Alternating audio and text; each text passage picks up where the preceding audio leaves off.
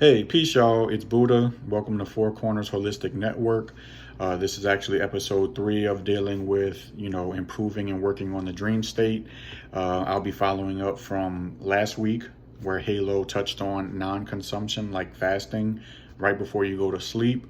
But I'll actually be touching on consumption, right? So, and just to reiterate the tip that Halo left for last week's episode, you don't really want to consume anything before like maybe 3 or 4 hours before you go to sleep. So try to practice that as well, since we're dealing with consumption this week. But when it comes to improving your dream state, right, a key factor is your melatonin intake. So there's like a chemical in certain foods that gets converted into melatonin, right? And that can actually help you have more vivid and lucid dreams. And if you have an open diet, if it's not really plant-based, you have like maybe, you can have cheese, milk, chicken, some fish like salmon. Those are all things that can be converted into high melatonin. And if, like for me, I try to eat more plant-based. I do struggle with cheese. Sometimes I do get on a cheese kick, like maybe pizza or something, or just incorporating cheese on some kind of sandwich that I'm having. And I have noticed where, when I'm eating cheese, my dreams are kind of more intense than when I'm not eating cheese. But um, if you are plant-based, there are things that are also high in melatonin levels, and those things can be like cherries, almonds, flax seeds, sunflower seeds. So say maybe you might want to drink a smoothie before you go to sleep, or for dinner, those few hours before you go to sleep, something light, right? So you can actually put milled flaxseed in a smoothie, or almond butter, sunflower seed butter, put that in a smoothie, and that'll have that chemical that can be converted into melatonin, right? And that'll boost those levels to help you with your dream state. And there actually are more common foods that aren't as like extreme in melatonin as the ones I just mentioned. And those can be like oats, so like oatmeal, bananas, again, in a smoothie, ginger, you can have some ginger tea, or tomatoes, maybe a salad, right? Incorporate some tomatoes in a salad for dinner. So again, something light. So those are all like solid foods you can have, right? Um, Now, to dig a little bit deeper, say if you already are like dreaming pretty good, but say maybe you have nightmares a lot. So because that, a lot of us do struggle with nightmares. So with the nightmares, two common things that you can find that, pretty much common now is CBD oil and chamomile tea, right? Because both of those have calming effects. So, and I'll give you a story too, because I don't really have nightmares because I actually take CBD oil every night in like a 16-ounce bottle of water, and right before I go to sleep, I'll take CBD oil. And so there was probably within about a month or two ago, there was this time where I ran out of CBD oil, and for about 3 days, I didn't actually take it. And I noticed that I started having nightmares, and it was really weird, and it was kind of scary. Obviously, nightmares is kind of scary because I wasn't used to having them. I haven't had nightmares in a long time, and they just started coming like the 3 nights in a row. So yeah, CBD oil and chamomile tea can really help, because it has that calming effect. So it helps when you go to sleep as well, to where you're not having this nightmare anxiety, because my nightmares were like alligators chasing me and stuff like that.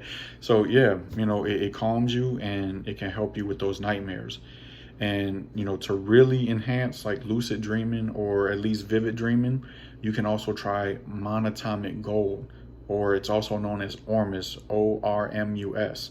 And this is something actually that ancient Egyptians used to take as well, because it promotes calmness as well, and balance, and it puts you in a highly meditative state. So it's also good for meditation, which is good to do before you go to sleep as well.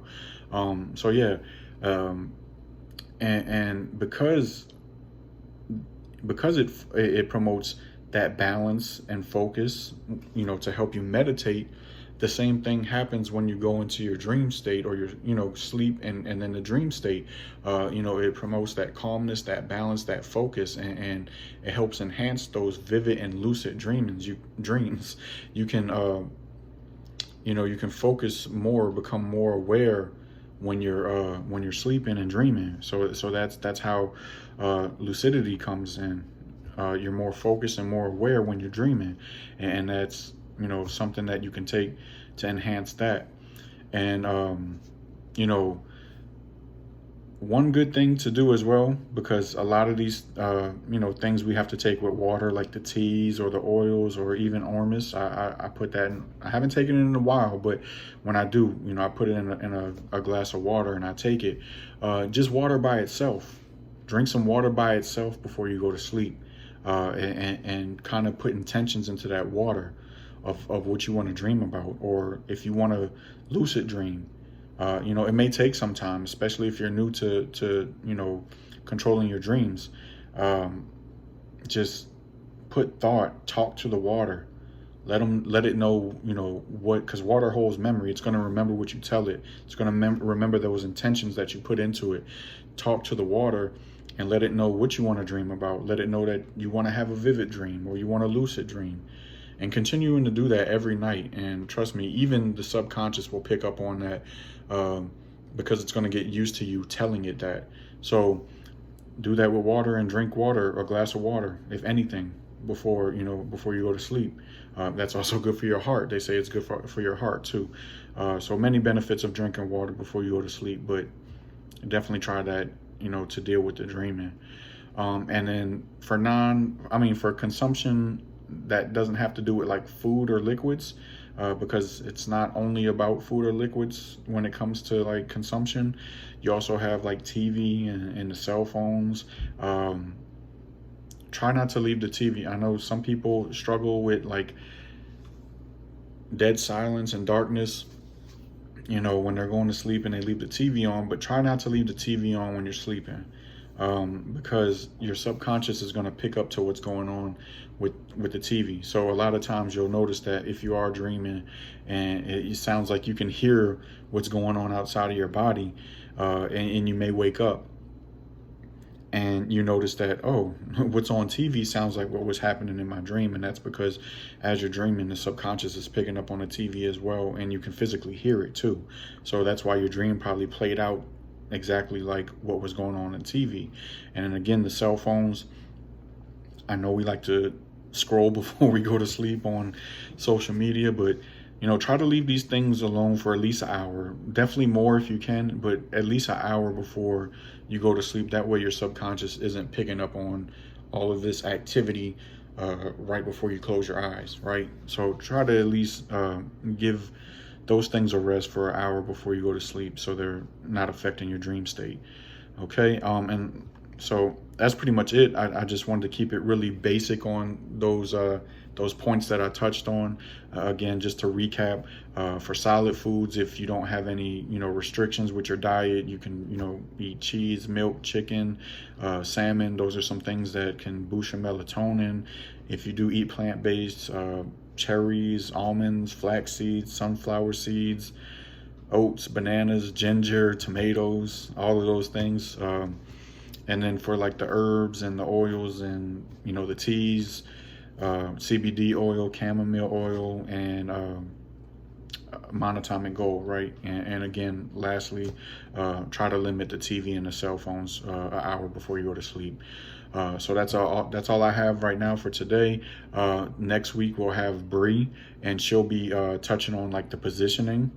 So how you sleep in what positions and how that can affect your dream state too. Okay. So look forward to that, and tune in when that comes on. Thank y'all for watching and listening today, and y'all have a good day.